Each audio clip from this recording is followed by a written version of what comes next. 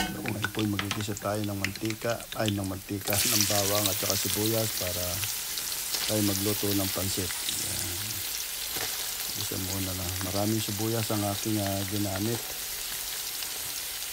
para masarap. Isa lang muna. Pag nagisa ng mabubuti yan, lalagay ko na yung manok na aking sinangkutsa. Hinarang ko lang gusto. Masarap yan para matagal ang buhay ng pansit. Yung karne ng manok, sinangkutsa mo muna. Parang pinirito mo siya. Hindi mo masyadong matigas. Kasi pag napakuluan mo yan, iba ang lasa niya. Mas masarap siya kaysa po sa minute. Tapos yan, pinakuluan ko na rin yung buto na tinanggal ko sa manok na binalagdas ko. Pinakuluan ko dyan. Pinakuluan ko siya para siya nang isasabaw ko at sasalutuin kong pansit.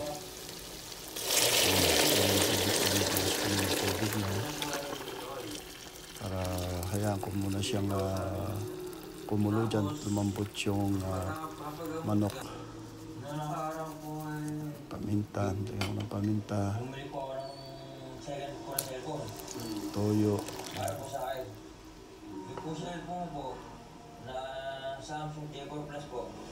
Para po pagka yung gabi po, at saka yung umaga. Lang muna.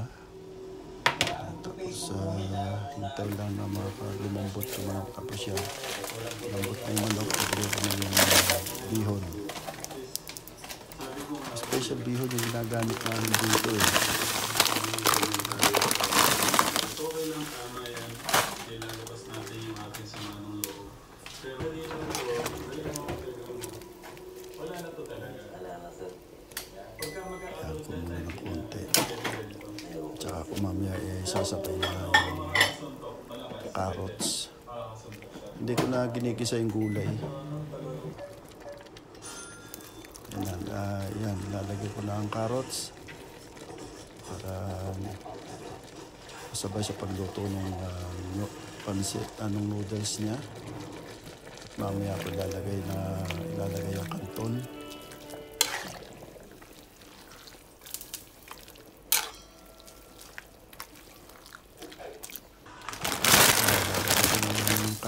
Para hindi malubsak yung pansit. Inukuna ko muna yung pansit bago ko ilagay yung kanton. Pero pala huwag masyado lutuin yung pansit bago mo ilagay yung pansit kanton.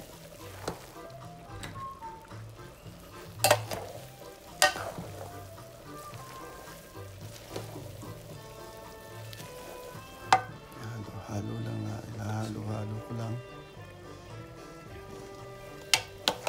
Nakikita ko na may shades. Okay na yun, nakikita ko na yun. Tapos lalagyan ko rin siya ng celery na tinatad. Tinatad ko yung celery. Wala kasi sa atin kasi masarap yung celery. Puro down lang. Yan, sabay ko na rin yung repolyo. Inuhuli ko yung repolyo para hindi malubsak. Halo lang, mamaya nang luto na to.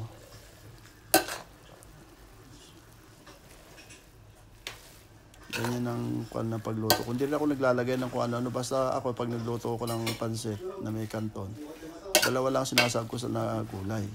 Repolyo at saka carrots lang. binigyan ka na.